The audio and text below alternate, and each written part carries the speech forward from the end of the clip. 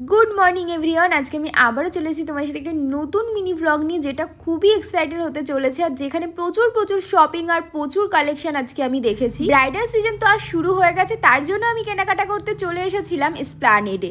তো এখানে এসে সব থেকে প্রথমে আমার এই দোকানগুলোতে চোখ যায়, যেখানে প্রচুর প্রচুর ইয়াররিংসের কালেকশন। যেখানে আমি শুরু করে দিয়েছিলাম আমার বার্গেনিং স্কিল, যেখানে আমি একদম ফেল হয়ে গেছি। আমাকে এই ইয়াররিংসটা আমার বার্গেনিংয়ের প্রাইসে দেয়নি।